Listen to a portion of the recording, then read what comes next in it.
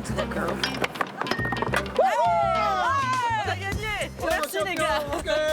Hola, bon dia! Je suis très heureuse de vous retrouver ici au milieu de l'océan Atlantique, au large des côtes africaines, dans un petit pays, une terre pauvre mais remplie d'amour, comme le chantait Cesaria Evora au Cap-Vert. Alors, benvindo à Capo Verde pour ces nouvelles échappées belles. Cet archipel composé d'une dizaine d'îles est souvent balayé par les vents et le terrible harmattan. Mais nous allons nous laisser porter par la douceur de vivre capverdienne à l'heure du carnaval. J'ai rendez-vous sur l'île de São Vicente à Mindelo avec un certain Jay. Alors c'est parti.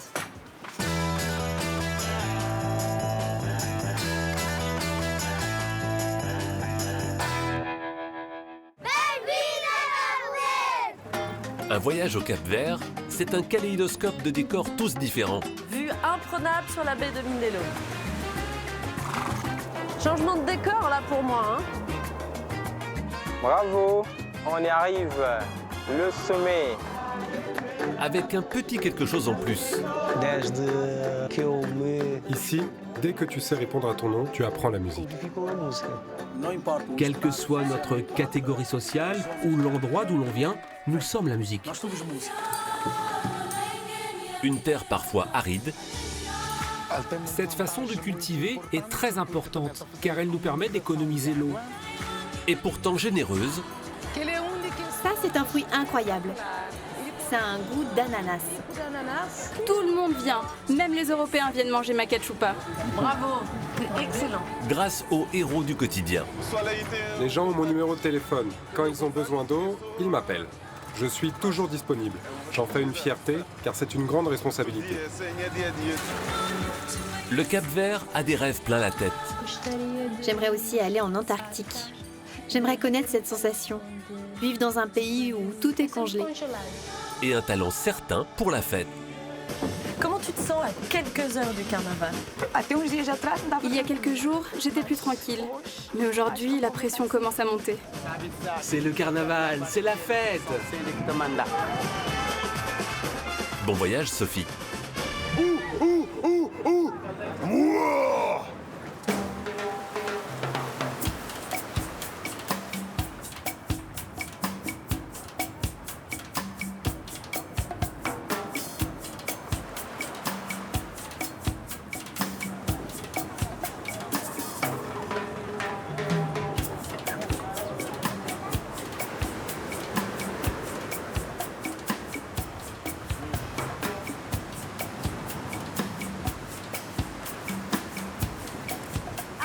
Jay, te voilà. Je t'ai retrouvé. Salut Sophie. Tu m'avais... Bienvenue. Ça va bien toi? Oui, tout va bien. Malgré le vent, ça va. Ah, je suis ravie de te rencontrer ici. Tu m'avais donné rendez-vous sur la plage. Maintenant, je sais pourquoi. C'est parce que ici, tu recherches des trésors, c'est ça? Oui, c'est sur cette plage de la Guinea qu'on trouve le plus de coquillages. J'y trouve plein de coquillages différents pour faire des bijoux de toutes sortes. J'adore venir ici. Certains me servent pour faire des tableaux, d'autres pour faire des colliers ou des bracelets. Ça, c'est joli, par exemple. Ouais. Oui, chaque coquillage est unique. J'adore les utiliser. Ça t'inspire, en tout cas. Et chaque coquillage m'inspire dès que je le trouve.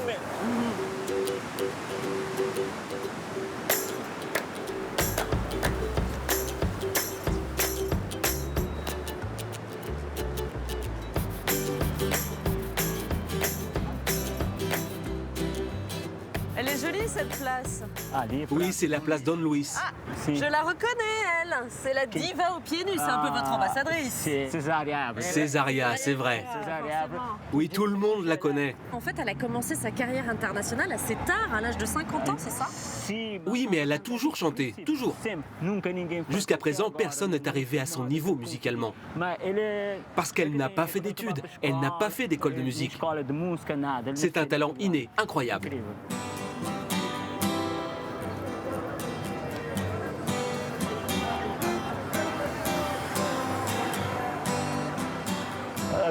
Tiens Sophie, est-ce que tu reconnais cette tour? Oui, elle ressemble à la tour de Belém. Oui, c'est ça. Bon, on n'est pas Lisbonne, hein? C'est la réplique de la tour de Belém. C'est la même qu'au Portugal. Mais elle est juste 3 fois plus petite. Elle est vraiment plus petite, hein? C'est une trace de la présence portugaise. Eh oui.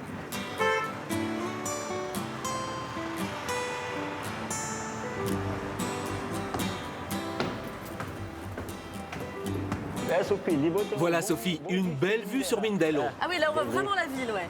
Ah puis là voilà, on a une ouverture un peu sur la mer. Oui, c'est magnifique d'ici et c'est l'une des 10 plus belles baies du monde. Ah oui, bien sûr. C'est vrai qu'elle est belle, c'est vrai qu'elle est belle. Alors on pourrait avoir l'impression comme ça hein, que les îles de l'archipel du Cap-Vert sont un peu perdues dans l'océan Atlantique, mais en fait pas du tout. Hein. Elles ont joué un rôle important dans le commerce, dans l'activité portuaire. Oui, dès sa découverte, le Cap-Vert a eu une place importante. Tout d'abord avec la traite des esclaves, à cause de sa position stratégique entre l'Afrique et l'Amérique. Oui, tristement inscrit dans le... Oui, c'est triste, mais c'est vrai. commerce triangulaire. Et aujourd'hui, cette île vit essentiellement de quoi? Elle vit essentiellement du tourisme et de la pêche.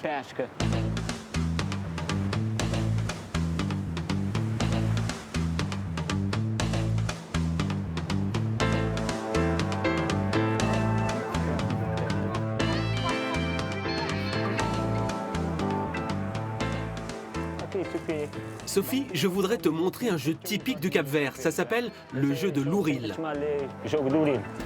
Mais je connais ce jeu, j'en ai un à la maison, mais moi je l'appelle la Wallet. Bonjour messieurs. Rappelle-moi les règles du jeu, je me souviens pas bien. En fait, tu dois récupérer les graines de l'adversaire. Tu mets une graine par case et si, dans la dernière case, il y a une ou deux graines, alors tu peux les récupérer. Ils jouent sérieux, hein, là, les deux. Hein. Ah oui, c'est très sérieux. Il faut être concentré. Il faut faire travailler ses méninges. Tu es obligé de bien réfléchir. Eh oui, c'est pour ça que je suis pas bonne, c'est parce qu'il faut être bon en maths. Ah, je me disais aussi. Et donc là, la manche, c'est monsieur qui l'a gagné. Bravo. Oui, c'est fini. Ça va vite, hein? Obrigado. Merci.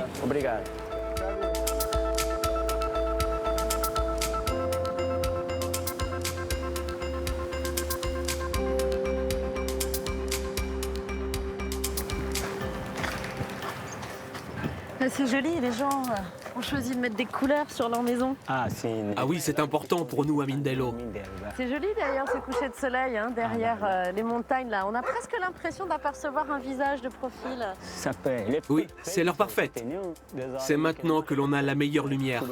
D'ailleurs, c'est son nom, la montagne du visage. Et elle fait partie des 7 merveilles du Cap-Vert.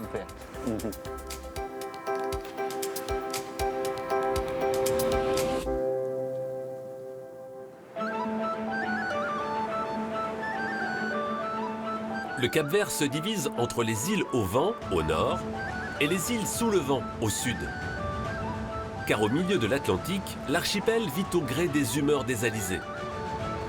Dans les airs, à terre ou en mer, impossible de se défaire des courants d'air. Alors le Cap-Vert a décidé de faire du vent son allié. Alors voilà, on est arrivé. Emilio est portugais. Son école de parapente est la toute première du pays. Si on regarde le vent pour aujourd'hui, on va regarder l'anticyclone des Açores, qui fait le vent tourner toujours en cette direction. Ici à Cap-Vert, le vent vient toujours du nord-est. Vraiment toujours, mais aujourd'hui ici c'est l'idéal. Tout le monde va faire le décollage contre le vent. Les vents permanents et réguliers du Cap-Vert lui assurent de voler toute l'année. Ici, comme les montagnes sont trop noires, le soleil il va réchauffer la terre. Après, c'est fait l'air être plus chaud aussi. Et on connaît bien que l'air qui est chaud, il monte. Et ça, c'est parfait. Et on peut décoller ici en 1200 mètres et après faire l'atterrissage à la plage. C'est un vol trop joli, ici proche de cet grand canyon.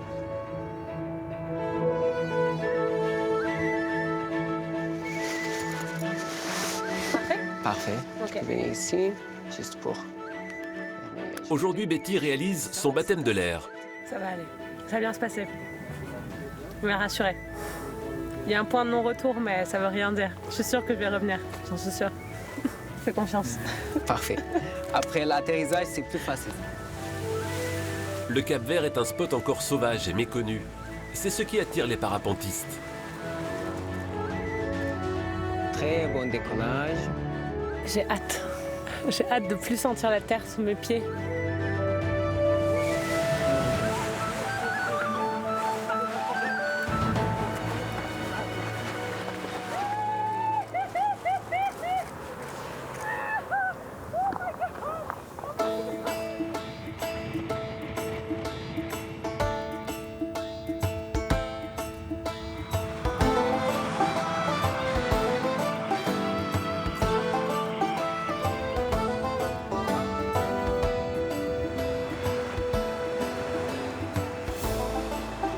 Partout au Cap-Vert, les murs colorés égayent le paysage. Mais ce n'est pas une coquetterie. Ici, les façades sont constamment battues et usées par les vents.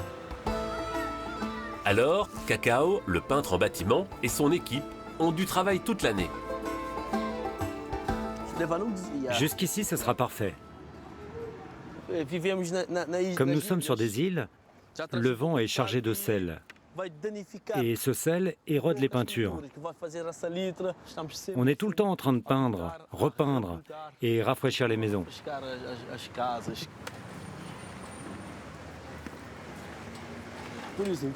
Il faudrait quelque chose de très vif, un bleu comme celui-là.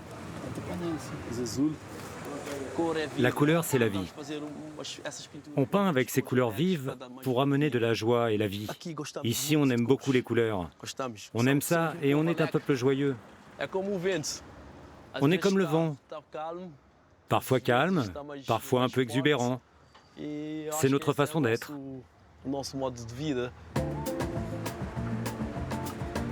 Les eaux de l'archipel sont elles aussi rarement paisibles. Mais l'Atlantique nourrit les habitants du Cap-Vert. Alors, chaque jour, les pêcheurs doivent sortir contre vents et marées.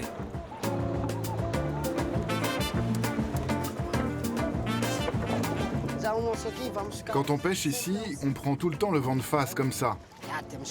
C'est à chaque fois une bataille, c'est sûr. On doit affronter le vent pour pouvoir pêcher. Si aujourd'hui Aderito est comme un poisson dans l'eau sur son bateau, cela n'a pas toujours été le cas.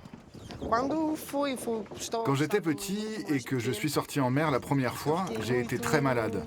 J'étais complètement étourdi, ça tournait dans ma tête. Je n'y arrivais pas. J'ai supplié ma famille de me ramener à terre. Ce vent, on le redoute. Beaucoup de nos collègues sont partis sans jamais revenir. Parfois, le vent est si puissant que même quand on a jeté l'ancre, la corde se casse et on part à la dérive. Vous voyez, il y a un peu de mer.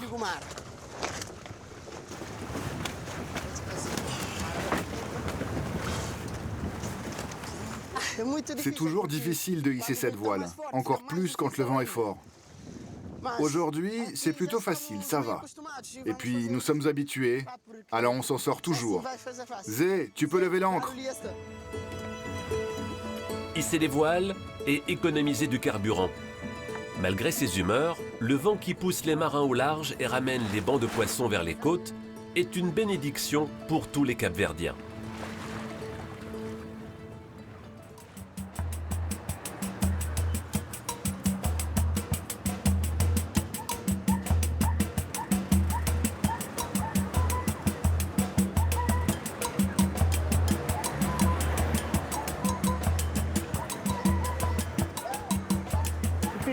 Sophie, je voudrais te montrer le marché aux poissons de San Vicente.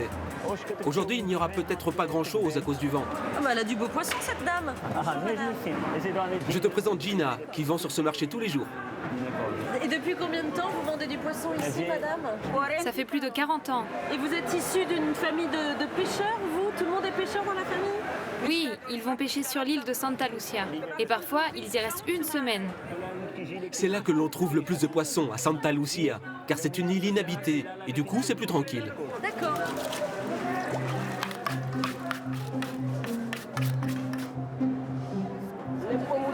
Encore un morceau. Salut Virginia, tu vas bien? Je te présente mon amie Sophie. Voilà Virginia. Bienvenue. Virginia tient un restaurant où elle cuisine la cachupa par exemple et d'autres plats. D'accord, ravie de te rencontrer. Là, j'achète le poisson pour la cachupa. Qu'est-ce que c'est la cachupa? C'est un plat traditionnel capverdien. Est-ce qu'on peut venir te voir cuisiner la cachupa? Ça te dérange pas? Venez, venez. Du coup, on va la goûter, hein? D'accord, pas de problème. Écoute, on te suit avec plaisir. La cachupa n'attend pas. C'est le lieu de rencontre, cette place. Oui, au centre, il y a 5 restaurants et chaque endroit a un responsable. D'accord. Et toi, t'es la boss d'ici? Oui, ici, c'est chez moi. Ah bah, il y a du monde chez toi. C'est la meilleure adresse, apparemment. Hein. Bon dia. C'est bon? Ouais, super.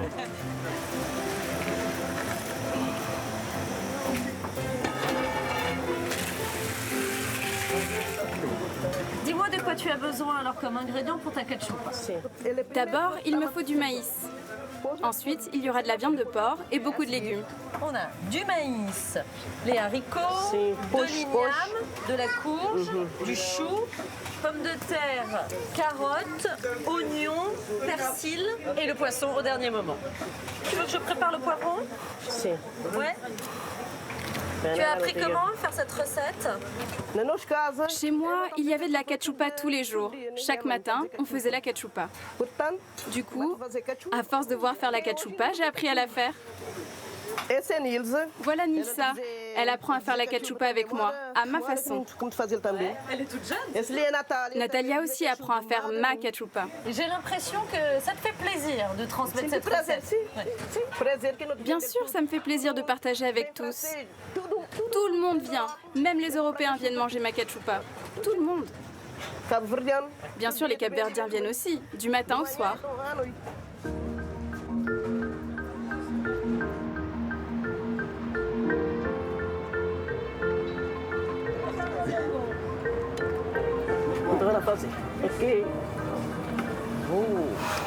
Ça sent bon, hein? Ah, te voilà, toi! Alors tu connais la cachupa maintenant? Je suis incollable sur la recette de la cachupa. Tu connais les secrets. Virginia, la cachupa est prête? Oui, c'est cuit. Apporte-nous une petite assiette qu'on puisse la goûter. En premier, je retire le poisson. Patates douces. Viande de porc. Et voilà. Ah, merci! Tu t'es donné tellement de mal pour la faire. Merci! Obrigada! C'est tellement bon. Le maïs a bien gonflé. La sauce est bonne, hein?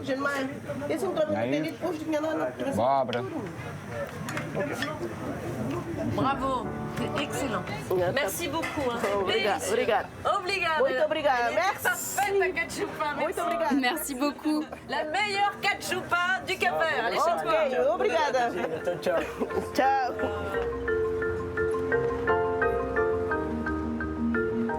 Après la cachupa, on a presque envie de faire la sieste. Hein? Ah, elle est copieuse, sa cachupa. Ça tient bien au corps. Hein? Bon, en tout cas, c'était très bon. Moi, j'ai pas le temps de faire la sieste. Je continue ma balade. J'ai rendez-vous avec quelqu'un que tu connais peut-être. Il s'appelle Valdir. Oui, Valdir, je le connais. Il s'occupe du carnaval pour le quartier Monte Sosego. Je peux pas y aller car c'est bientôt le carnaval et pour moi c'est interdit. Lui, il est du quartier de Monte Sosego et moi je suis d'un autre quartier. Je ne peux rien voir. Ah ouais, alors c'est quartier par quartier. Faut pas voir les chars avant. D'accord. Tu sais, le carnaval c'est une compétition. Moi, je suis une privilégiée. Ouais. Bon, on se verra peut-être plus tard pendant le défilé du carnaval. Alors. Oui, on se revoit là-bas. Merci en tout cas hein, pour tout ce qu'on a fait ensemble. Allez, prends bien soin de toi, mon ami. Merci pour tout.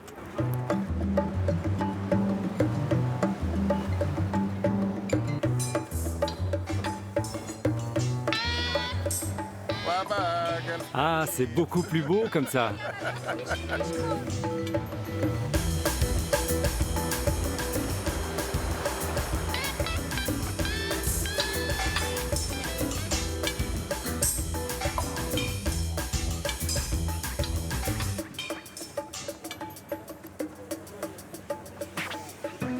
Vous savez où est Valdir? Valdir? Ah, elle est là. D'accord. Ah, Valdir! Hola, Sophie! Bonjour, Valdir. Comment vas-tu? Va bien, merci. Bah, merci de m'accepter ici, hein, parce que j'ai vu à l'entrée qu'il était interdit de passer sans permission. J'ai l'impression que c'est un endroit un peu tenu secret ici, non? Oui, exactement. Tout ce qui est là est gardé secret. Le travail que l'on fait ici doit surprendre ceux qui assisteront au défilé. Pour ça, on fait notre possible pour ne rien montrer. Combien de quartiers, combien de groupes participent au carnaval et sur quel thème vous avez travaillé cette année?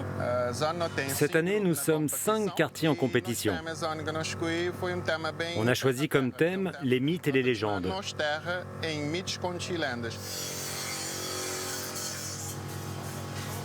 Alors raconte-moi par exemple celui-là, là, ce char, qu'est-ce qu'il représente? Ce char représente la cité de l'Atlantide. Le Cap-Vert a surgi parmi les décombres qui sont restés à la surface de la mer quand elle a été engloutie. Là, tu vois une sirène. Elle est apparue à la découverte de l'Atlantide.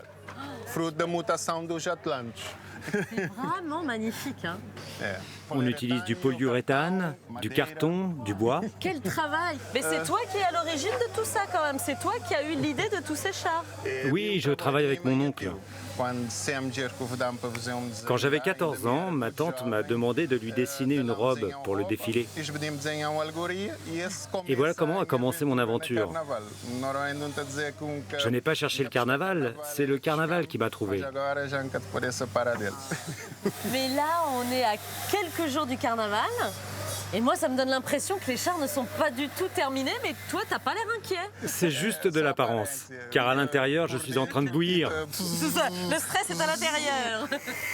Alors j'espère que j'aurai la chance de te croiser pendant le carnaval et j'essaierai de te retrouver dans la foule. Tu me feras signe, hein? D'accord, on se fait signe. Ce sera avec plaisir. Bon carnaval, bon courage pour la suite et j'espère que vous aurez tout terminé en temps et en heure, j'en suis sûre. Ok, obrigada.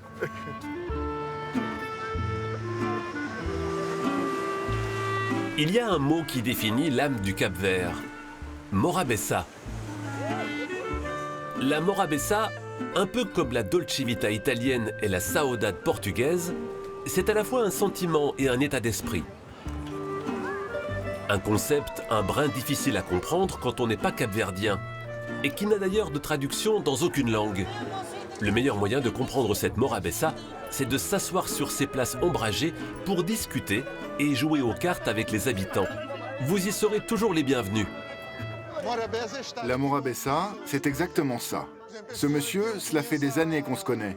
Et lui, c'est la première fois qu'on se rencontre, mais nous nous considérons déjà comme des amis.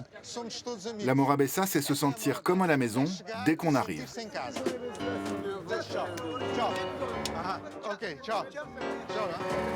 Les Capverdiens entretiennent à merveille cet art de l'accueil. Une ouverture à l'autre qui adoucit la vie au quotidien et exprime un lien très fort entre les habitants de l'archipel. Salut, comment ça va? Dans notre histoire, on a connu les famines dues aux sécheresses. Et nous sommes des îles isolées. Alors face à ces difficultés, les Capverdiens ont appris à s'unir, à se solidariser. Sur les plages du Cap-Vert, entre le blanc du sable et le bleu de l'eau, la palette des couleurs de peau en dit beaucoup sur cette jeune nation indépendante seulement depuis 1975. Ici, la différence n'est pas seulement acceptée, c'est l'essence même du pays. Viens par là que je te mette de la crème. Au départ, à la découverte du Cap-Vert, c'était un lieu de transit. Il y a eu les colons, les ventes d'esclaves, ce que l'on appelle le commerce triangulaire. Notre peuple a construit là-dessus une identité métissée, bâtie sur l'héritage de la colonisation et de l'esclavage, sans rejeter ni l'un ni l'autre. C'est notre façon d'être unique. Une exception capverdienne teintée aussi de nostalgie. La nostalgie de l'exil. C'est une situation rare dans le monde. La majorité des Capverdiens vivent à l'étranger. 700 000 en dehors des frontières contre 550 000 sur l'archipel. Les parents de Maria Julia font partie de ces émigrés. Elle a grandi à Amsterdam où elle est devenue policière. Mais un jour, la Morabeza l'a rappelée au pays. Bonjour. Ça, c'est un fruit incroyable. Je l'adore. C'est mon fruit préféré du Cap-Vert. Ça a un goût d'ananas.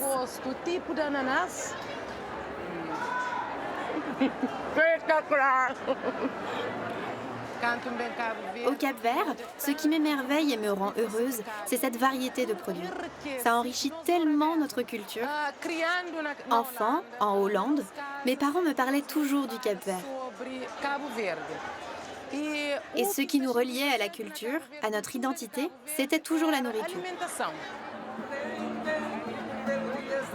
Aujourd'hui, Maria Julia exprime sa Morabeza à travers sa cuisine et toujours entre amis.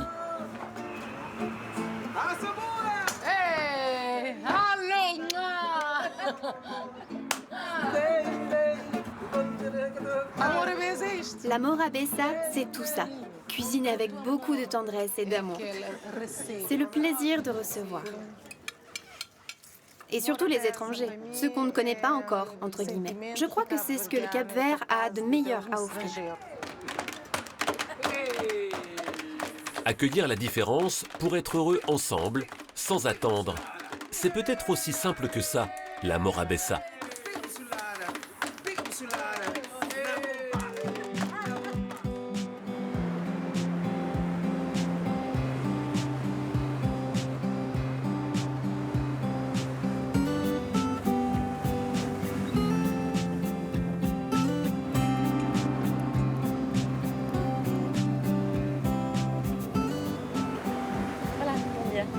Bonjour. Sao Antao, c'est là, c'est ça? Oui, c'est là-bas, devant nous. Santo Antao, on met environ 1 heure pour y arriver. Ah, quand même. 1 heure de traversée. D'accord. Et qu'est-ce que vous faites à Sao Antao? Je suis producteur de fromage de chèvre. Je fais du fromage fumé et du fromage frais. D'accord. Je fais régulièrement des allers-retours en bateau pour pouvoir vendre mon fromage. Et mon fromage fumé connaît déjà un petit succès sur les marchés. Ah, c'est sympa ça. Le bateau, c'est votre seul moyen de transport entre les îles? Oui, car il n'y a pas d'aéroport à Santo Antao. Il reste le bateau. Et vos chèvres, elles prennent le bateau des fois? Non, bien sûr que non. Mais elles vivent dans un bel endroit. Il faut venir me voir. Je pourrais vous montrer comment je fais mon fromage. Ah bah c'est gentil, oui, avec grand plaisir. Et c'est comment votre prénom? Antonio. Ouais. Moi c'est Sophie. Enchanté. Ravi de te rencontrer, on peut se tutoyer maintenant. Avec plaisir. Je passerai te voir sur l'île pour rencontrer tes chèvres. Je te dis à plus tard alors. Hein. Ok, j'attends ta visite alors. Ciao.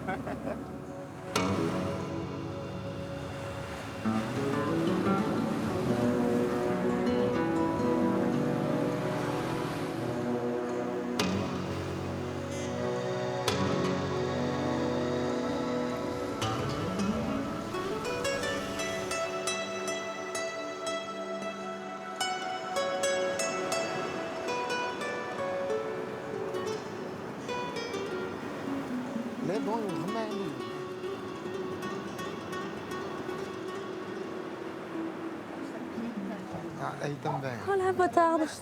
Bonjour, messieurs, dames. Timao? Bon dia. Bonjour. Comment vas-tu? Ça se mérite de te rejoindre, hein? Ah oui, au grand plaisir pour te voir. Moi aussi, ça me fait plaisir. J'arrive par le bateau, là. T'as peut-être vu passer le ferry, là, au large? Oui, je l'ai vu arriver. Alors toi, tu connais très bien cette île de Santo Antao. Oui, je la connais très bien, car j'exerce plusieurs activités ici. Tout d'abord, je suis professeur à la retraite. Et je suis aussi détaché du ministère de la Justice en tant que notaire. Et actuellement, je suis patron d'une entreprise qui fabrique et exporte du grog. Ah, bah, le grog, ça m'intéresse, hein, parce que c'est vraiment l'alcool local ici. Oui, c'est vrai. Et je voudrais t'emmener pour te faire découvrir ceux qui cultivent la canne à sucre qu'on utilise pour faire le grog. Tu vas voir, c'est très beau. Mais je suis curieuse de voir où elles poussent ces cannes à sucre. Hein. Avec plaisir. Bonne journée, messieurs, dames.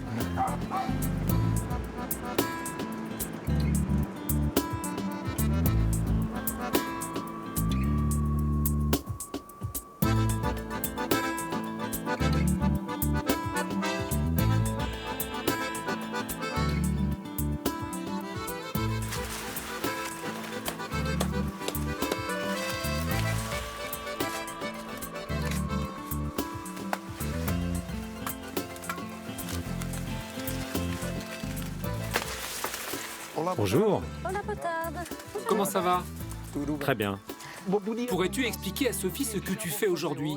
C'est un travail difficile? Oui, c'est très difficile. Quelle quantité est-ce que tu dois ramasser chaque jour? Combien de cannes? Oui. C'est le patron qui décide. Il nous dit le matin combien on doit couper. Ensuite, on doit les remonter. Et comment ça se passe? Il y a plusieurs coupes par an. Là, les cannes sont arrivées à maturité. C'est bon pour vous? Oui, elles ont 1 an. On les coupe 1 fois par an, à cette période-là. Et une fois que vous les avez coupées, vous les transportez comment? Je les attache entre elles et je les porte sur mon épaule.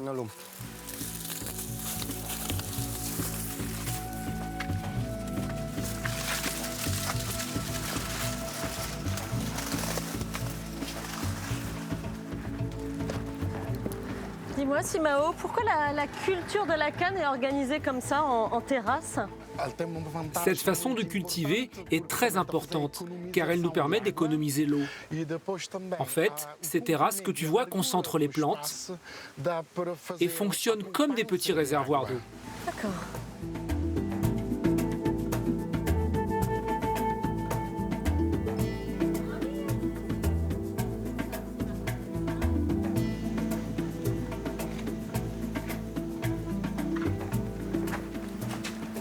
Alors c'est ici qu'on fait le fameux grog. Tout à fait, notre délicieux grog de San Antao. Voilà, boa tarde. Bonjour. Vous avez vu, c'est le plus courageux qui porte la canne à sucre. Nous, on n'a pas fait grand-chose. Ok, tu peux poser la canne à sucre là, sur le côté. À partir du moment où on a coupé la canne à sucre, il vous faut combien de temps pour produire du grog? Il faut une douzaine de jours après le passage dans l'alambic. Pour quelle raison la canne à sucre pousse particulièrement sur cette île, Simao? C'est grâce à la situation géographique de l'île. Comme tu le sais, c'est une île volcanique. C'est ce qui nous donne un sol très fertile pour faire pousser une belle canne à sucre et du coup un bon grog. Alors moi, quand on me parle de grog, c'est quand on est enrhumé, qu'on a besoin de mettre dans du rhum un peu de miel, un peu d'eau chaude, un peu de citron. Là, ça n'a rien à voir avec ça.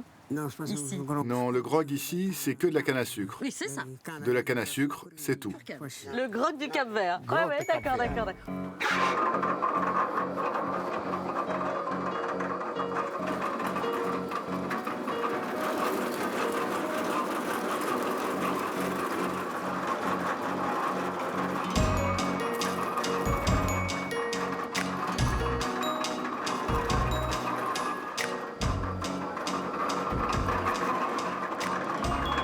C'est très efficace comme machine. Très efficace. Je suis surprise d'ailleurs de voir la quantité de jus qu'on peut extraire par canne. Ça produit beaucoup de jus. C'est vrai, ça dépend du type de canne. Je goûte? Je peux? Oui, c'est trop bon. Comme ça, c'est déjà très bon. Et après, hop, tour de magie, ça devient d'alcool. Oui, ça se passe là-bas.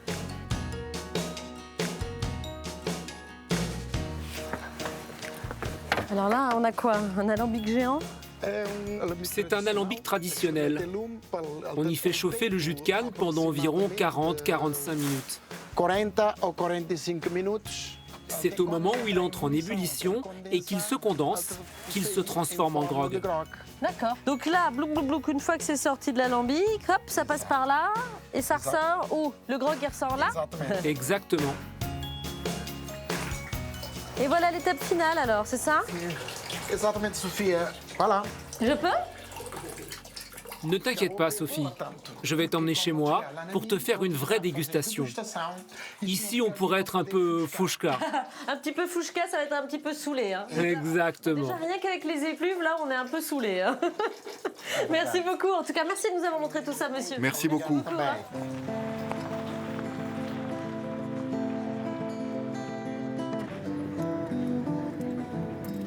Il y a combien d'habitants ici? À Tarrafal, je crois que nous sommes 1840 habitants. On souffre pas trop de l'isolement quand on vit ici? C'est vrai, c'est une zone assez isolée. Mais en général, les habitants se sont habitués à cet isolement. Il faut avoir de très très bons amis. Exactement. On est en général très attaché à son île ou on s'intéresse quand même aux autres îles de l'archipel? Toutes les îles, Sophie. Toutes les îles. Ouais.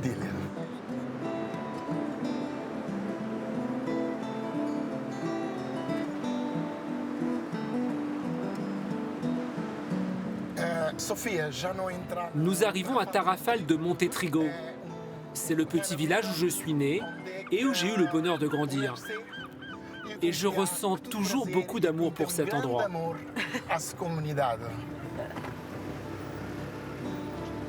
Voici l'école. À droite.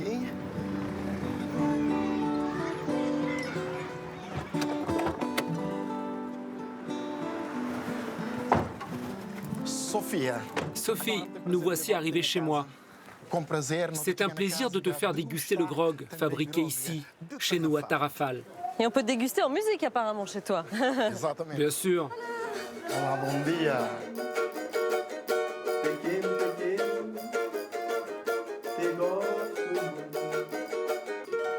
Alors, Je peux te proposer un grog nature, mais aussi un punch au tamarin, ou encore un punch de maracuja.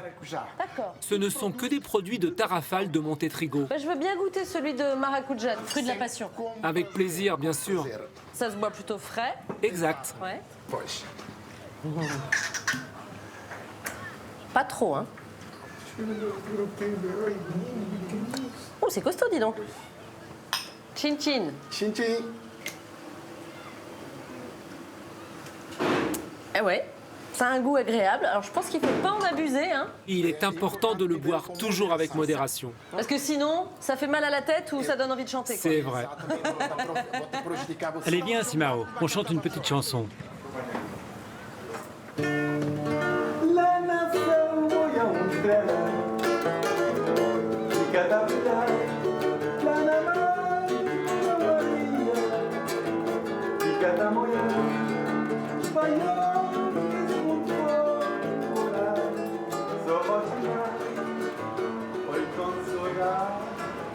La musique de Césaria Evora, c'est tous les jours sur Marginal FM.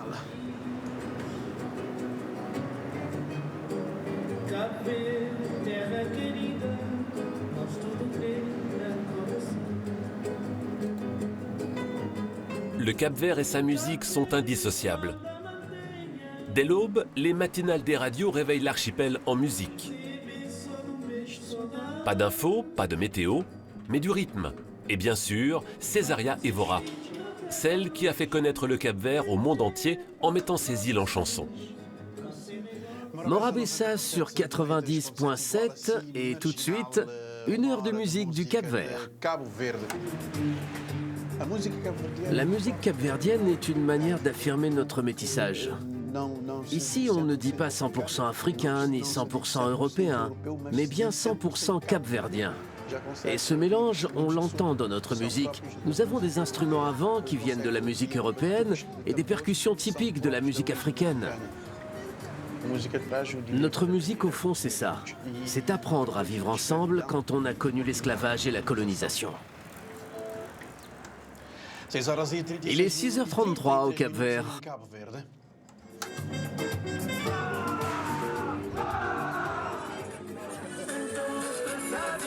Les îles se sont réveillées et la musique ne les quittera plus. Toute la journée, elle berce les Capverdiens ou elle résonne selon l'humeur. Après le déjeuner, dans cette famille, c'est souvent l'heure de partager l'art de la mélodie. Oncles, frères, cousins, tout le monde s'y met. Attends, on va faire un do, un sol. Pour le sol, un peu plus comme ça. Fixe tes doigts, vas-y.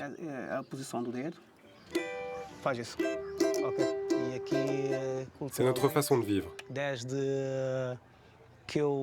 Ici, dès que tu sais répondre à ton nom, tu apprends la musique. Tu peux battre la mesure pour moi? Ok, on y va. Généralement, les parents apprennent à leurs premiers enfants, qui ensuite transmettent aux plus jeunes. Moi, j'ai appris avec mon grand frère. Aujourd'hui, c'est ma responsabilité. C'est comme une dette. J'ai appris sans jamais payer pour ça. Alors, ma façon de rembourser, c'est de transmettre la musique aux autres. C'est la musique qui nous relie. Quelle que soit notre catégorie sociale ou l'endroit d'où l'on vient, nous sommes la musique.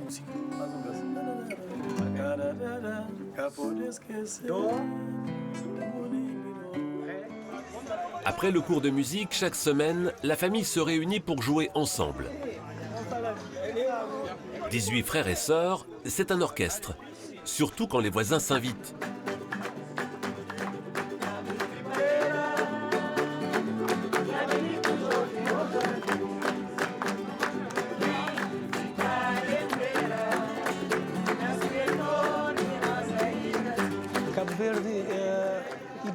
Le Cap-Vert est indissociable de sa musique.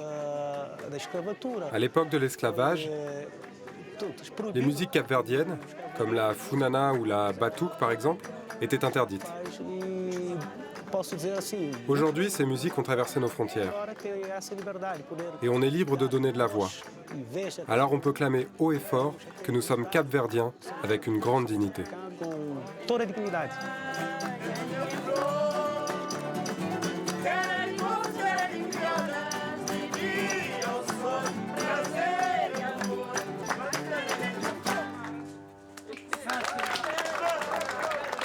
Le soleil salue une dernière fois l'archipel, mais les musiciens n'ont pas l'intention d'aller se coucher.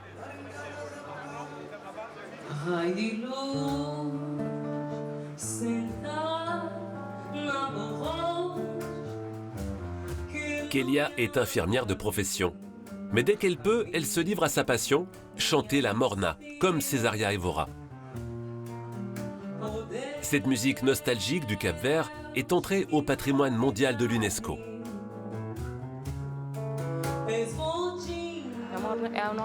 La morna, c'est notre emblème. Nous la chantons avec fierté, parce que c'est une façon de montrer notre identité, de dire qui nous sommes. D'autres pays ont le hip-hop, le reggae. Nous avons la morna. C'est aussi notre manière de donner de la voix, pour dire « Regardez, nous sommes petits, mais nous existons ».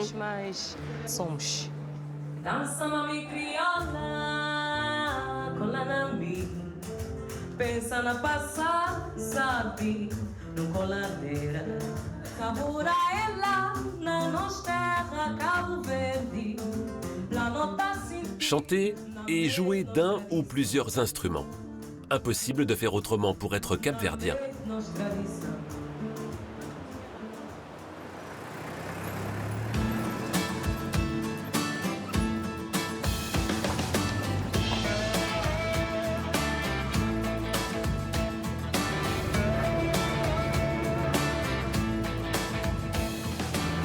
Je suis vraiment impressionnée, Simao, par l'état des routes. Ici, ces routes pavées, c'est vraiment un travail de forçat. C'est une route très belle. Elle fait le charme de San Antão. Tout a été fait à la main. Ça permet en tout cas d'avoir des points de vue absolument sublimes sur l'île. Oui, c'est impressionnant. Il y a beaucoup de coins magnifiques le long de la route de la Corda.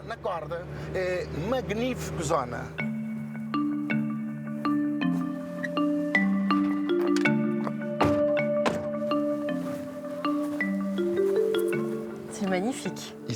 Oui, c'est un très beau paysage. C'est extraordinaire.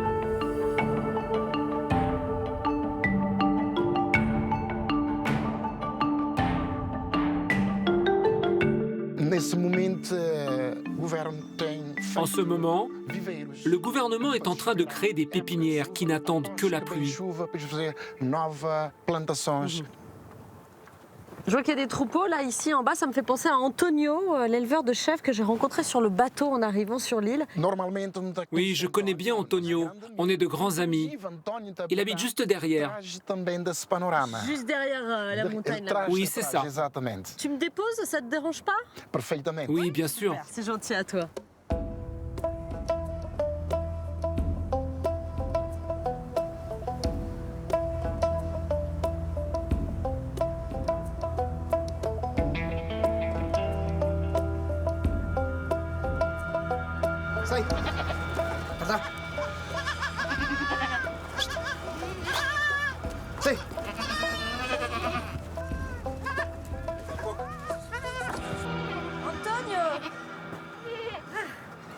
On va pousser jusqu'à toi, Antonio. Alors, Sophie, finalement, t'es venue. Ça va bien. Oui. Voici mes petites chèvres. Ouais. Salut. Là, j'allais sortir les chevreaux pour qu'ils têtent leur mère. Tu vas voir comment je fais. Super, bah, j'arrive au bon moment. Salut, toi.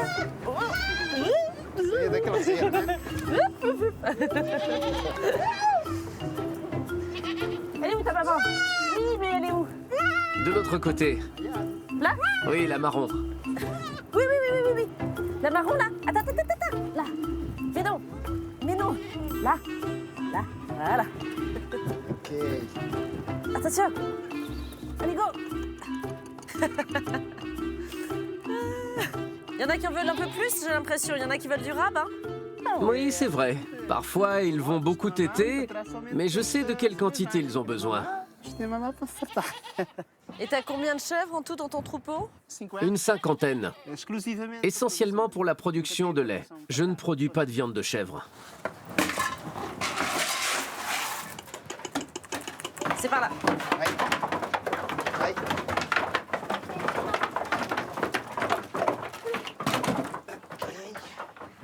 Voilà, le resto est complet. Donc là, il faut aller vite, j'imagine. On va traire, tu vas voir. Et tu fais tout à la main? Oui. Cinquantaine de chèvres à la main? Bravo. Hein. Ah bah dis donc, c'est impressionnant. Une chèvre arrive à produire combien de litres de lait par traite? Ça fait 3 ans qu'il n'a pas plu et on manque de paille. Donc ces chèvres produisent moins de lait qu'en temps normal. Il y a moins d'1 litre de lait par chèvre. Tu veux essayer de traire? Allez, j'essaye. Celle-ci? Allez. Ah oui. Comme ça. Attrape un peu plus bas. Un petit peu plus bas? Ouais. Ouais, comme ça. Oh, j'en ai partout. T'as commencé quand le métier? J'ai toujours fait ça. Depuis que j'ai 8 ans. Au début, j'aidais mes parents. Et puis maintenant, j'ai mon propre troupeau.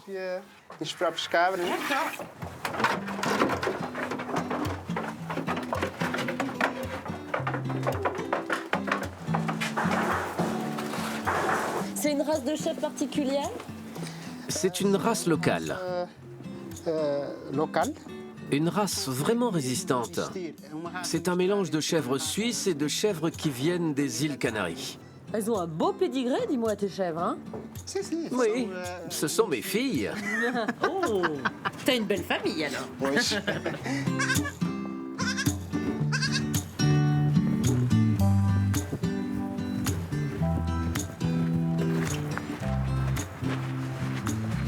On est arrivé.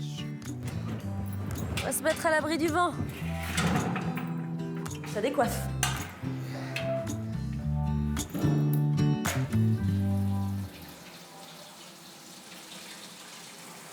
Alors jusqu'à présent, c'est les chefs qui avaient fait tout le travail. Maintenant, c'est à toi. Hein. Maintenant, je vais chauffer le lait et le mélanger avec du lait déjà fermenté.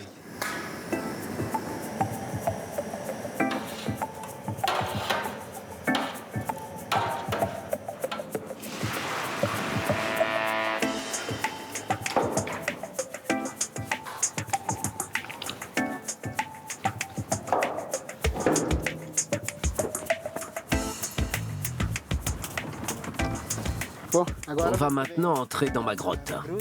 Ah, dans ta grotte? Ah, mais c'est vraiment une grotte. C'est toi qui l'as creusée? Oui. Ouais.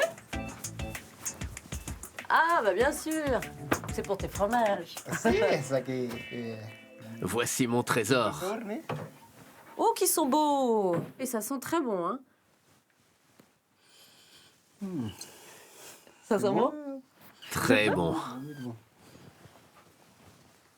Ouais, très bien. Parfait. Ah, ils sont superbes. Alors là, j'ai tous les types de fromages, hein. Je suis gâtée. Après avoir bien travaillé, maintenant il va falloir qu'on déguste ces beaux fromages.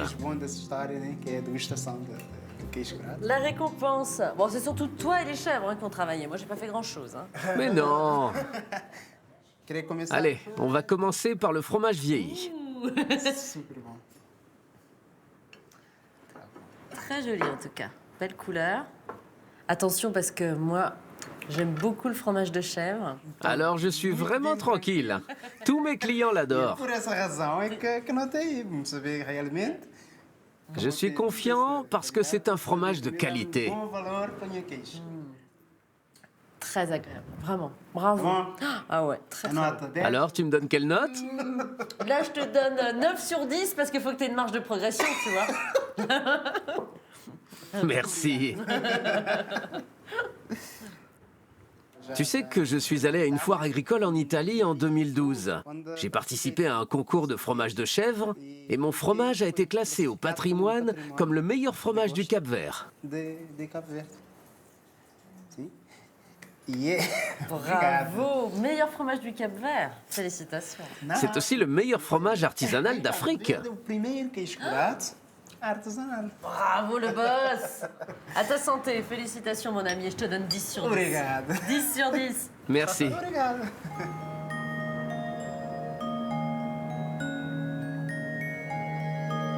Les îles du Cap-Vert affrontent régulièrement d'inquiétantes sécheresses.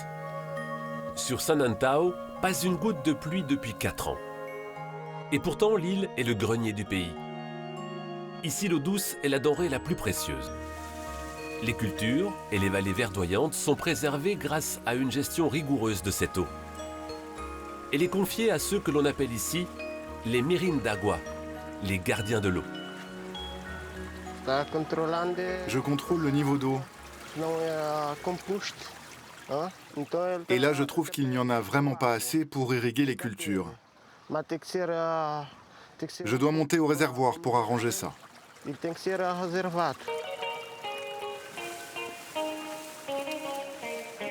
Du lever au coucher du soleil, Joao surveille ses parcelles agricoles et les irrigue avec juste ce qu'il faut d'eau. L'or bleu descend de la montagne. Et avant d'être partagé entre les habitants, les sources d'eau douce sont canalisées vers de grands réservoirs. Là, je dois plonger pour aller chercher la corde. Elle est tombée au fond. C'est elle qui me sert à ouvrir le réservoir.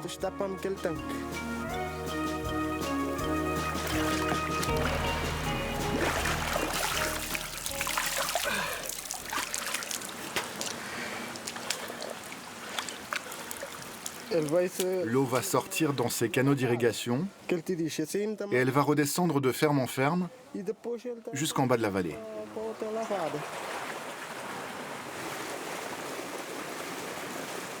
Un système d'irrigation hérité de la colonisation portugaise. Depuis le XVIe siècle, ces canaux étroits irriguent les cultures. Joao veille à ce qu'ils restent en bon état afin que l'eau ne se gaspille pas.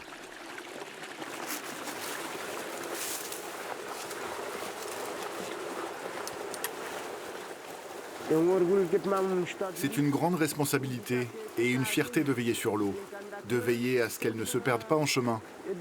Je sais que grâce à mon travail, chaque agriculteur peut avoir sa part d'eau.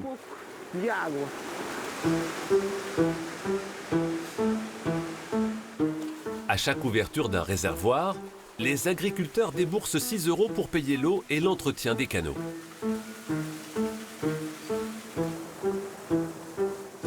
Salut! Tout va bien? L'eau, ça va? Aderico est un de ces agriculteurs. Il y a 3 ans, il a investi dans un système d'irrigation supplémentaire, encore plus économe en eau, le goutte à goutte. Pour moi, le goutte à goutte, c'est la pratique la plus adaptée au manque d'eau. Avec 1 tonne d'eau, on peut irriguer une parcelle bien plus grande qu'avant. C'est une bonne manière d'économiser l'eau.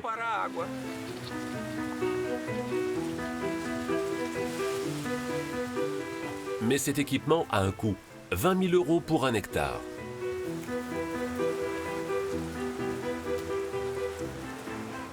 Avec le réchauffement climatique, investir dans le goutte à goutte, c'est la seule façon de sauver notre terre. Si les plus jeunes s'accrochent au système traditionnel, on va tous en souffrir.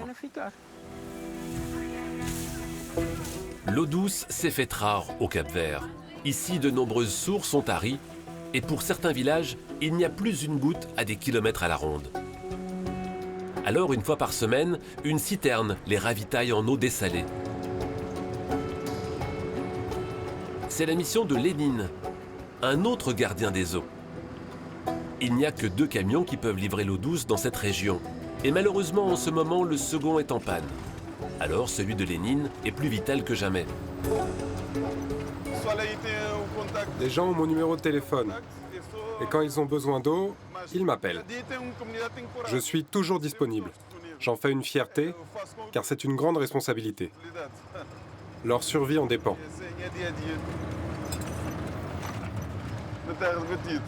Le trajet est difficile. La piste met le camion à rude épreuve. Ça secoue. J'aimerais tellement pouvoir faire plus, Mais c'est impossible de livrer plus d'un village par jour. Les hameaux que Lénine dessert sont souvent difficiles d'accès. Il passe des jours entiers dans son camion. La route est longue et semée d'embûches. Malgré la prudence du chauffeur, un pneu a explosé.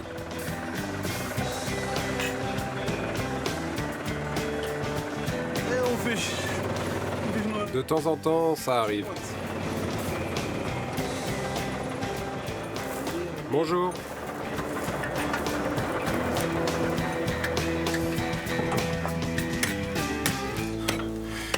C'est pas facile. Vraiment pas facile.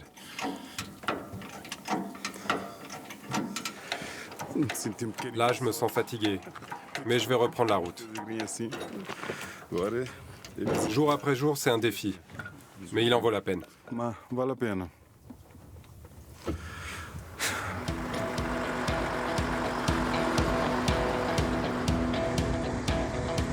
Lénine atteint bientôt son but. Il est très attendu.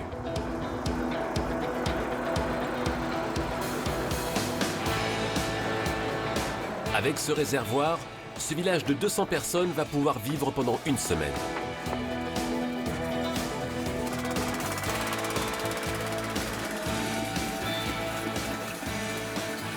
Les habitants n'auront que cette eau pour boire, cuisiner, se laver et abreuver les bêtes. Jusqu'au prochain passage de Lénine, la semaine prochaine.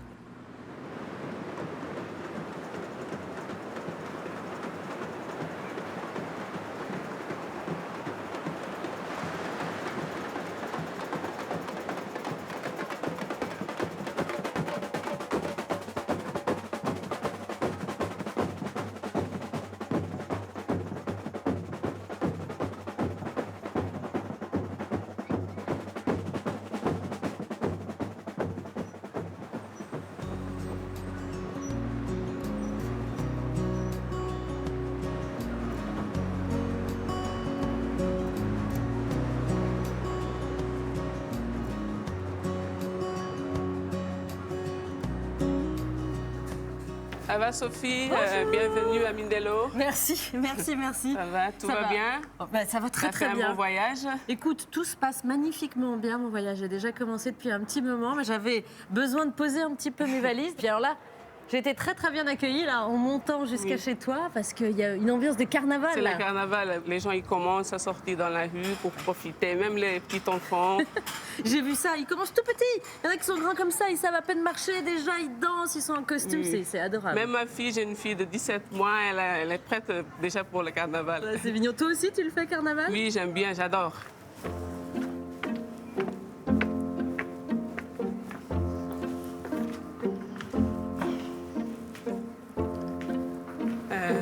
Bienvenue à ta chambre, merci. Sophie. Ça me plaît beaucoup, hein. Et qu'est-ce qui se cache derrière ce rideau? C'est une belle villa de la ville, de la baie. Oh, c'est oui. très chouette. Vue imprenable sur la baie de Mindelo. Magnifique. Et ça, le hamac pour la sieste. Oui, c'est top.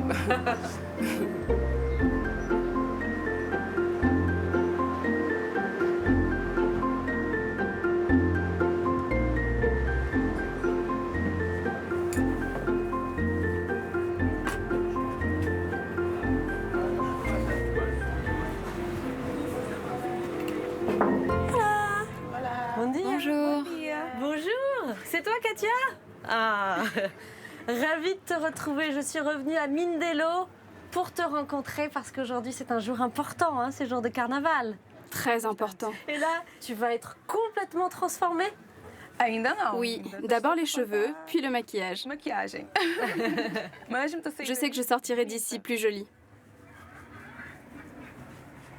Quelle chance tu as tout d'un coup d'avoir des cheveux longs. Toi, pendant le carnaval, tu danses, tu bouges parce que tu tiens un rôle très très important. Oui, cette année, je suis la porte-drapeau de mon quartier. La porte-drapeau, c'est la chef de file. C'est l'un des personnages les plus importants du défilé. Je suis très honorée qu'on m'ait donné ce rôle. Comment tu te sens là, pour le coup, à quelques heures du carnaval? Je suis très nerveuse. Il y a quelques jours, j'étais plus tranquille. Mais aujourd'hui, la pression commence à monter. J'ai hâte de me voir habillée dans ma robe. Je suis vraiment très émue. Oh bah oui, ma bichette. Non mais tu vas être parfaite. J'ai aucun doute là-dessus. Tu vas être une magnifique porte-drapeau. Ça va aller, ma belle, ça va aller. Merci pour tout, Katia. Je te dis à tout à l'heure. Je viendrai te voir quand tu mettras ton beau costume de princesse. Ok? Allez. Plein de bonnes choses pour toi. Mais merci, mesdames. Au revoir. Au revoir.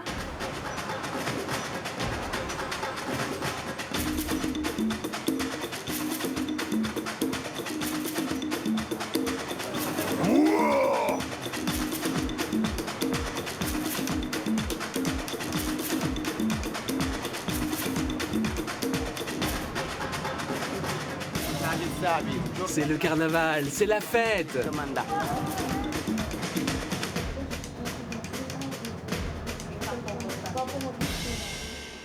faites partie des membres du jury? Oui. Qu'est-ce que vous regardez comme critères? On note la beauté, le design, la réalisation du costume, la prestation du roi et de la reine. Mais vous allez juger l'ensemble du cortège ou seulement les attitudes du roi et de la reine? Non, seulement les rois et les reines. Ensuite, les autres jurys qui se trouvent dans le public vont noter à leur tour d'autres éléments du défilé. D'accord. Donc vous n'avez rien le droit de dire avant la fin du carnaval, vous n'avez pas le droit de donner votre avis? Rien de tout. Rien du tout.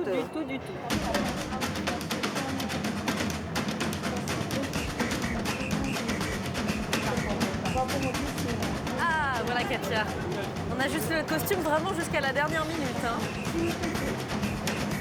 J'ai retrouvé une de tes plumes, Katia. Tu peux la garder. Je la garde. Hein. Tu es magnifique. Dis donc, quel travail entre la coiffure, le maquillage, le costume. Exactement. Voilà la couturière et son équipe. On ne peut pas me le coudre maintenant? Il faut le coudre. Katia est un peu dans le stress, ce que je peux comprendre. Bonne chance! Ah non, il faut pas pleurer maintenant. T'es toute maquillée, toute belle. Non. Tu es magnifique, tu es magnifique. Non, j'ai déjà beaucoup pleuré aujourd'hui. Vous êtes sa maman? Oh là là, alors qu'est-ce que vous ressentez? Je suis heureuse. Je suis très fière de ma fille. Regardez comme elle est belle, votre petite. Elle est magnifique, vraiment magnifique. Merci.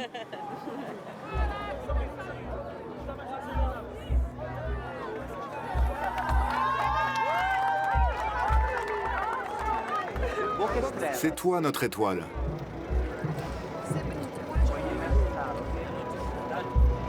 C'est magnifique, c'est la plus belle.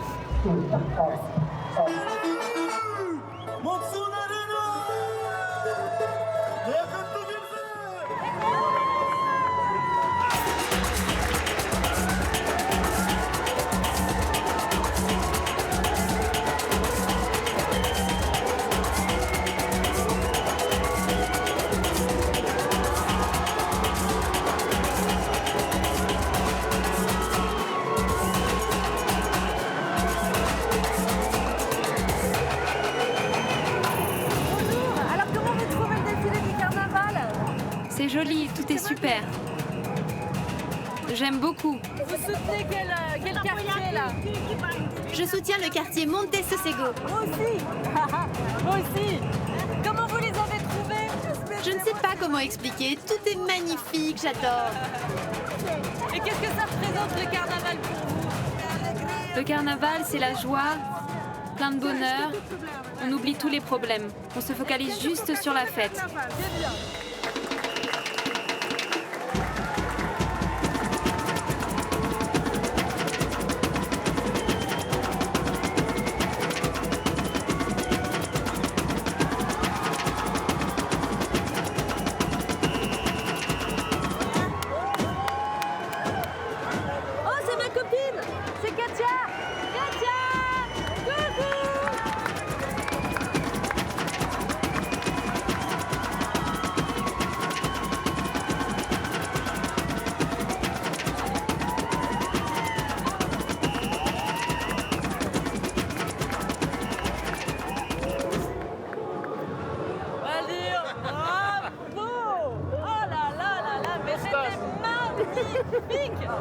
que t'es content, toi?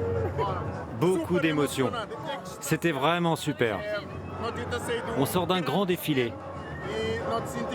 Et on a senti que le public était avec nous. Il était euphorique. Mais non, mais en plus, je peux te le dire, les gens du public étaient avec vous, vous attendaient, c'est l'événement. Attends, tu souris maintenant. Hein. Mais ça me fait vraiment plaisir pour toi. Félicitations une fois de plus, merci beaucoup. Bravo, bravo, bravo, bravo.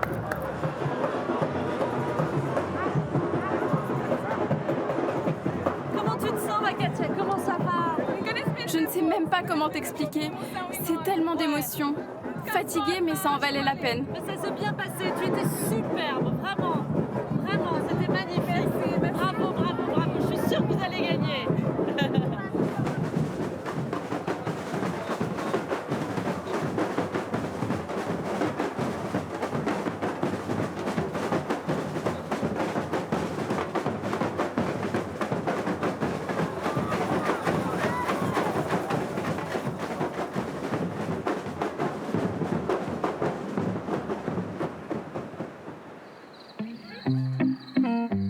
Bien loin du carnaval, sur l'île de San Antão, Marcia doit se lever à l'aube si elle veut arriver à l'heure à l'école.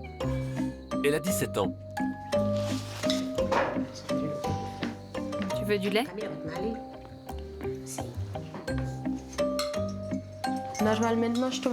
En général, au petit déjeuner, je bois du lait de vache car mon père a une vache. Je mange des œufs, de la banane et du pain. Mais il n'y en a pas tous les jours. Quand on n'a pas de pain, on mange notre couscous.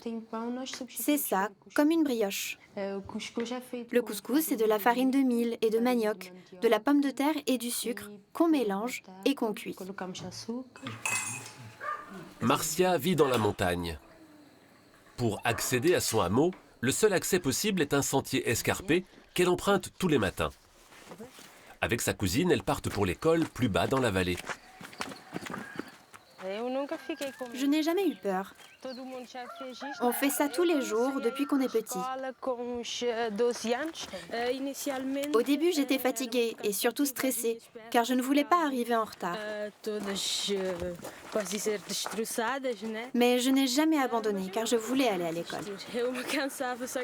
C'est éprouvant, mais je me sens indépendante et forte. Je sais que plus tard, je pourrai traverser toutes les épreuves de la vie. Ce chemin m'y aura un peu préparé. Sur la route, elles sont loin d'être seules. Beaucoup d'écoliers vivent dans les villages perchés. Comme Marcia, ce sont les enfants des agriculteurs qui cultivent la canne à sucre. Certains marchent 1h30 pour atteindre les bancs de l'école.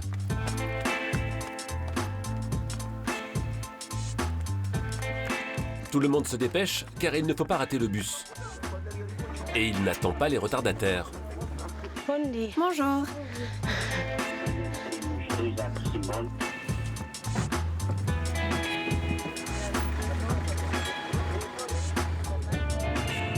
Après 20 minutes de bus, Marcia atteint enfin son école. Et l'un de ses cours favoris, le cours d'anglais.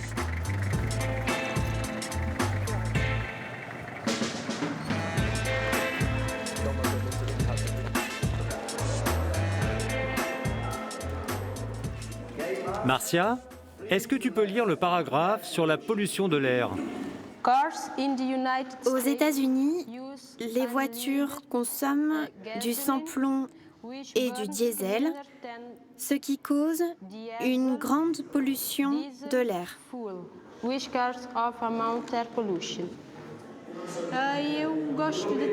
J'aime beaucoup travailler sur le réchauffement climatique, parce que ça touche directement mon pays et ma communauté.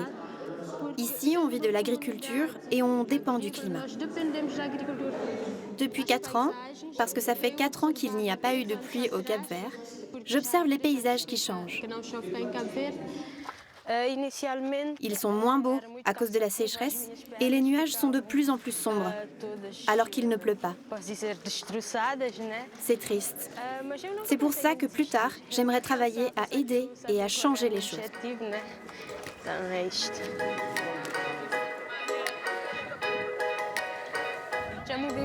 Fais-moi écouter quelque chose.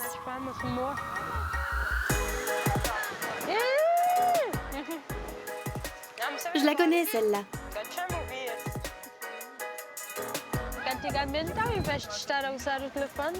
Avant les téléphones, c'est vrai qu'on discutait plus entre nous. On jouait, on se promenait. Alors qu'aujourd'hui, on est tout le temps connectés. Mais bon, le téléphone a aussi des avantages. Grâce à lui, on peut connaître de nouveaux endroits. Ça nous donne envie de voyager et d'étudier pour apprendre et gagner notre vie. «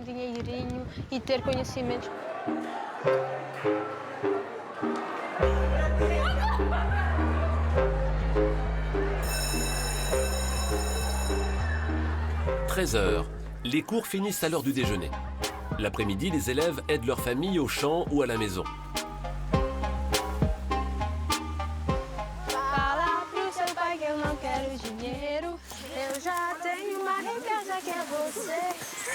Joga pelo beat. É o DG. É o DG. É o... Tá stronda. En arrivant ici, tout en haut, je me sens bien parce que je suis à nouveau près de ma famille, de ma maison et de mon confort.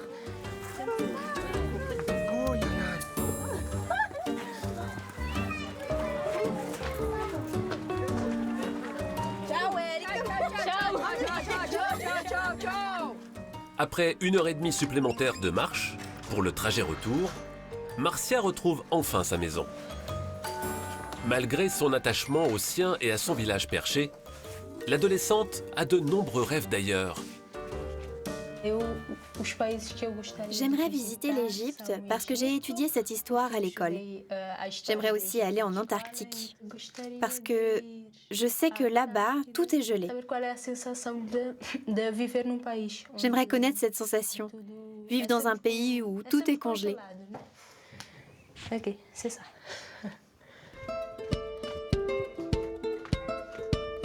Elle rêve d'étudier au Portugal, comme 2 de ses frères.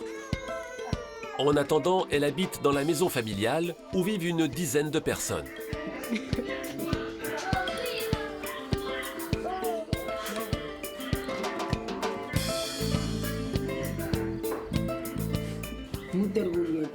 Je suis très fière de ma petite fille, tellement fière. C'est important pour elle qu'elle atteigne ses objectifs. L'année prochaine, lorsqu'elle sera majeure, Marcia espère partir étudier la biologie pour réaliser son rêve, travailler à lutter contre le réchauffement climatique.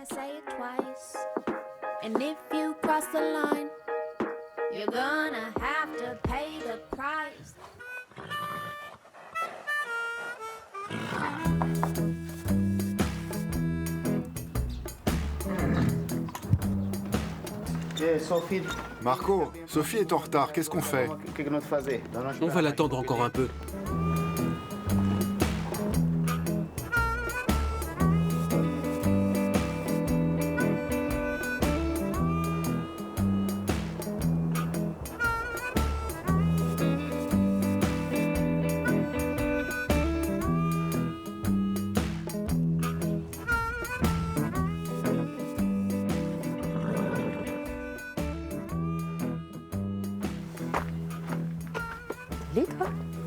Hola, bonjour, pardon, je suis en retard.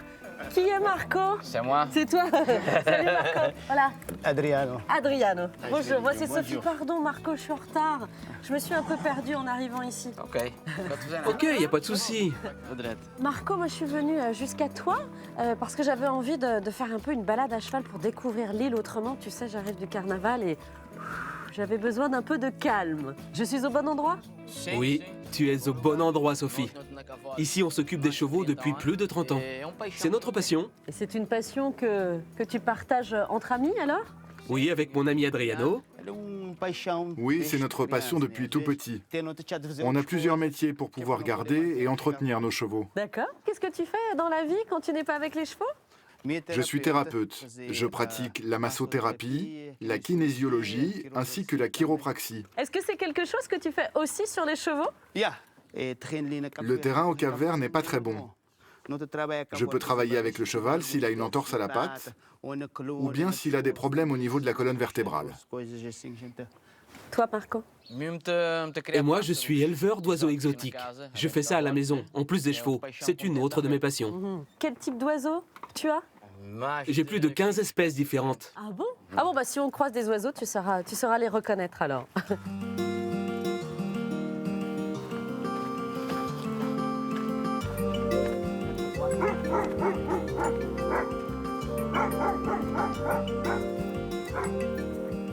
Ils sont très élégants, tes chevaux. De quelle race sont-ils tous les deux?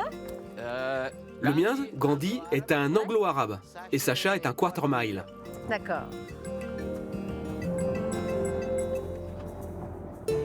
Là, on traverse un petit village. Comment les gens réagissent quand ils te voient passer à cheval? Ici, tout le monde aime les chevaux. Ah oui?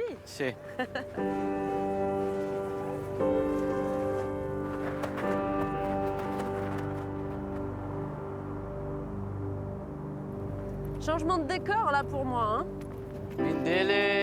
Oui, cette partie de Mindelo est très aride. La végétation est presque inexistante. Je vois ça, ouais. Tes chevaux, ils sont nés ici? Ils sont nés sur l'île?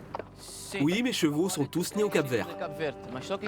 Comme ils descendent de chevaux arabes, ils sont très résistants et se sont adaptés au climat. Et du coup, les hommes aussi, les cavaliers sont résistants, hein? Oui, nous aussi.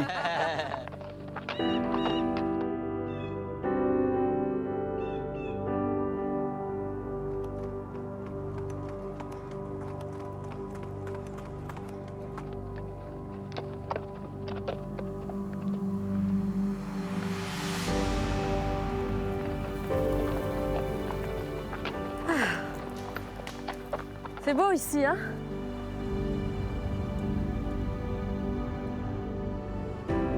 En tout cas, ils sont surprenants, hein, ces paysages presque lunaires par endroits. Hein. On voit que les volcans ont vraiment façonné le paysage. Hein. Oui, toutes les îles sont d'origine volcanique. Le paysage en est très marqué. Qu'est-ce que tu ressens, toi, Marco, quand tu es ici, là, avec tes chevaux? La liberté? Ouais. C'est tranquille, relaxant. Quand j'étais petit, j'allais au carnaval. Je n'avais pas trop le choix. Mais en grandissant, je me suis rendu compte que j'aimais le calme. Je reste à l'écart du carnaval et de la ville. Merci beaucoup pour cette balade. C'était très agréable, malgré le vent. Merci les chevaux. Merci.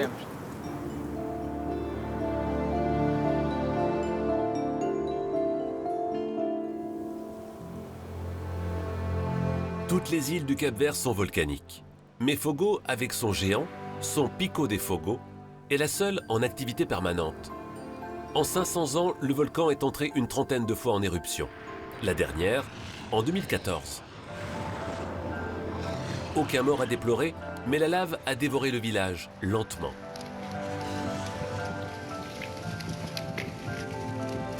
Depuis, quelques centaines d'irréductibles sont revenus dans la caldeira. Ils ont reconstruit et repris leur quotidien.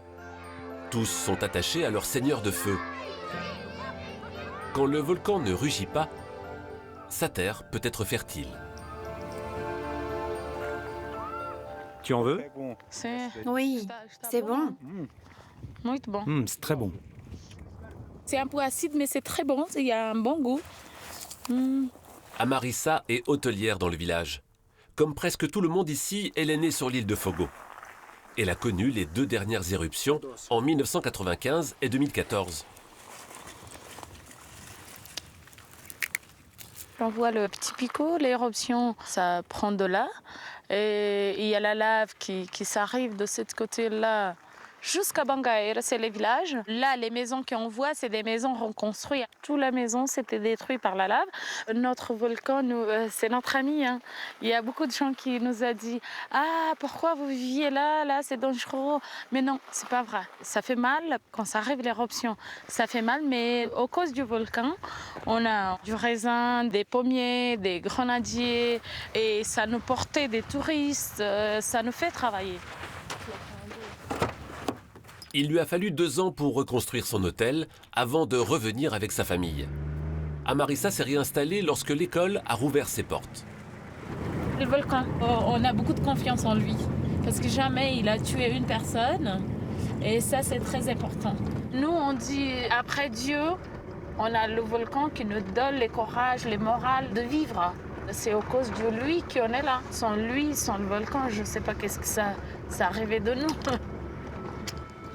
Comme le phénix qui renaît de ses cendres, le village se reconstruit grâce à la lave qui l'a détruit. Hé, Joanne, le travail avance bien avec les bungalows? Malgré le risque que ça recommence, Amarissa n'a jamais imaginé s'installer ailleurs qu'au pied du volcan. Je prends la décision de reconstruire vite parce que c'est ma vie, c'est ici. Aussi, je voulais pas tarder. Fogo, c'était complètement mort parce qu'il n'y avait pas de touristes. Il faut qu'il y ait quelqu'un qui commence à redonner la vie à Fogo.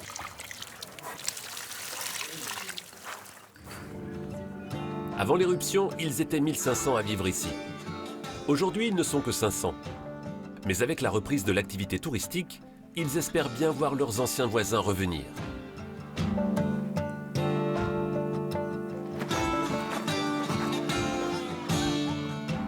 Ici, on est dans un ancien cratère. Parce qu'avant, tout ça, c'était un seul volcan. On avait une éruption, ici s'est effondré.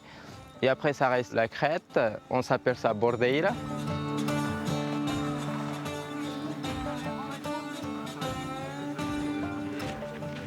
Elias est guide sur le volcan. Il est lui aussi natif de Fogo et se rappelle parfaitement des éruptions. Lors de l'éruption de 1995, j'avais 7 ans. Mes parents me disaient « C'est pas grave, nous avons le temps de partir ». Mais quand même, j'ai ressenti la peur. Et après la deuxième éruption de 2014, je suis revenu m'installer ici au bout d'1 an et 5 mois. En aucun cas nous voulons quitter cet endroit pour vivre ailleurs.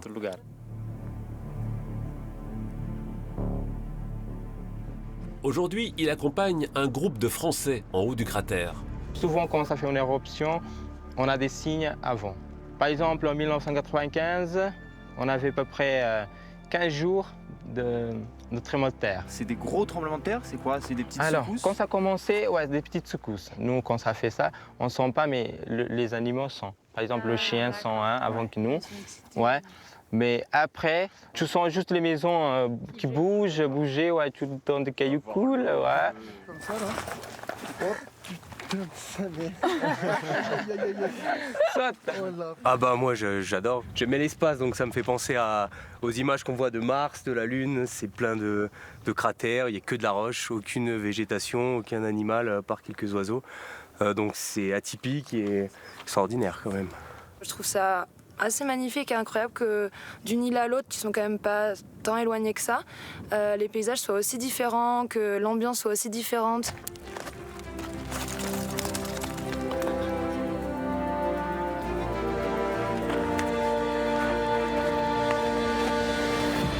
Bravo, on y arrive, le sommet. Voilà, on voit le cratère. Franchement, c'est grandiose. Pas de regret, on n'a pas abandonné, on a tenu. Donc vraiment, c'est magnifique. On a vraiment beaucoup de chance. On peut voir le paysage et on se dit que ça, c'est des coulées de lave qui sortent juste d'ici. Donc impressionnant, c'est le mot.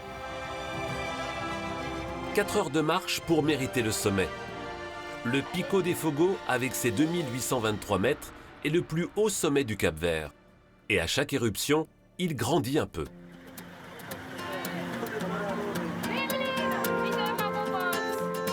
Hola, bon dia. Il vous reste une place pour Salamanca? Oui? Ok, merci. Allez, en route.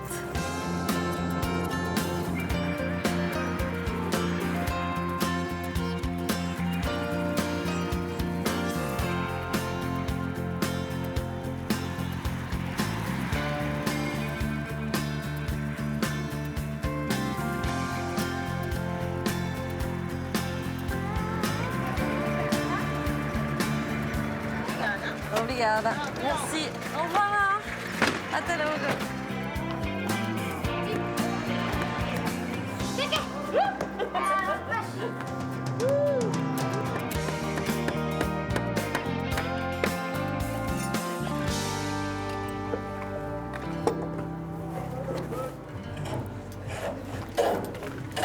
Anton?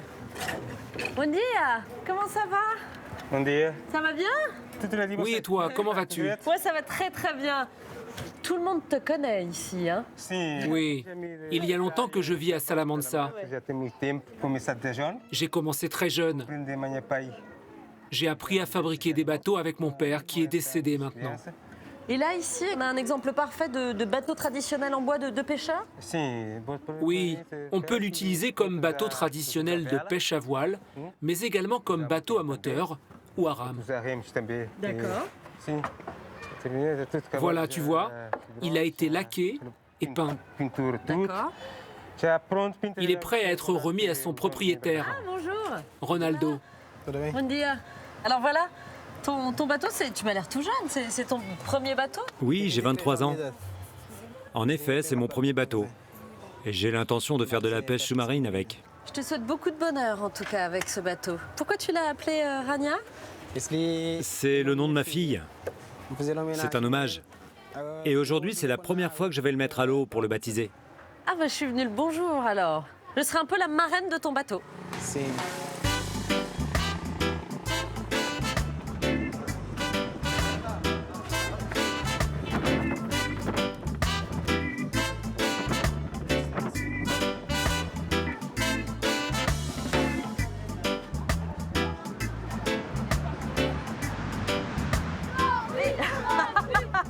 Merci pour vos encouragements. Allez les enfants, on tire, on tire, on tire, on tire.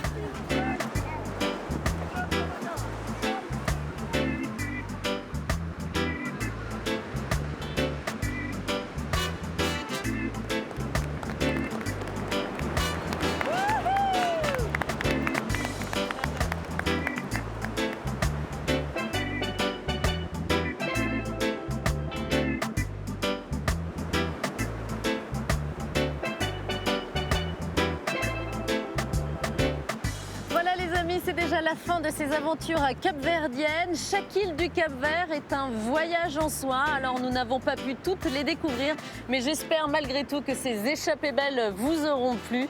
Entre influences portugaises, brésiliennes, africaines, créoles, cet archipel semble défier l'océan Atlantique. Alors c'est difficile de faire un choix parmi toutes ces îles, même si je dois avouer, allez, une petite préférence pour Santo Antão. Ces sentinelles inébranlables des mers et des vents, comme elles sont décrites dans l'hymne national capverdien, ne devraient pas en tout cas vous laisser indifférents si vous aussi, vous avez un jour la chance de venir ici. Vous le savez maintenant, vous pouvez revivre ces aventures grâce au replay. On peut aussi se donner des nouvelles sur les réseaux sociaux. Je vous embrasse très fort et comme d'habitude, faites de beaux voyages.